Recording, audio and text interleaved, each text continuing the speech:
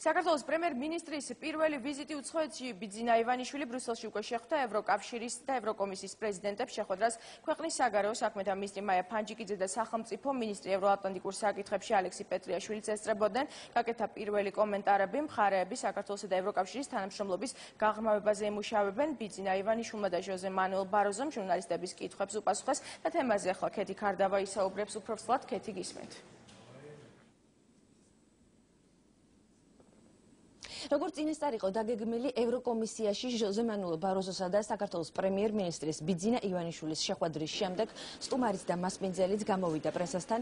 მათ გააკეთეს პირველი განცხადებები, ამის შემდეგ კი იყო შესაძლებლობა, რომ ჩვენ მათთვის კითხვა დაგვესვა. მე ჟოზე მანუელ ბაროზოს და საქართველოს პრემიერ-მინისტრს ვკითხე, იყო თუ არა საუბარი დახურულ კარს მიღმა რუსეთ-საქართველოს ურთიერთობებზე და განიხილეს თუ არა მათ ოკუპაციის თემა და ოკუპირებულ ტერიტორიებზე არსებული ვითარება, ვინაიდან ამ საკითხებზე შესავალ განცხადებებში საუბარი არ ყოფილა. საქართველოს პრემიერ-მინისტრმა განაცხადა, რომ ის რუსეთის ნაბიჯით ცოტა არ იყოს გაწილებულია და უფრო მეც ელოდა რუსეთში სპეციალური წარმომადგენლის დანიშვნის შემდეგ, ვიდრე ეს რეალობაში არსებობს.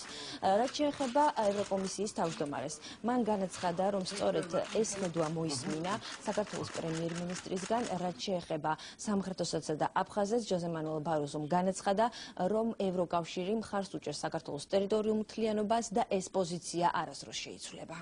ჩვენი მხრიდან, ახალი ხელისუფლების მხრიდან იყო გაკეთებული ძალიან კონკრეტული ნაბიჯი, როდესაც მე სპეციალური წარმომადგენელი დავნიშნე ზურაბ აბაშიძე თქვენი ცით რუსეთთან ურთიერთობების საკითხებში.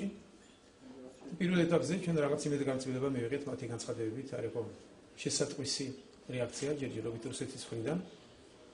ჩვენ ველოდებით ისევ რომ და იმედი გვაქვს, რომ რუსეთის ხელისუფლება გააკეთებს შემდგომ ანალიზს და იმედი გვაქვს, რომ გააკეთებს შესატყვის ნაბიჯს.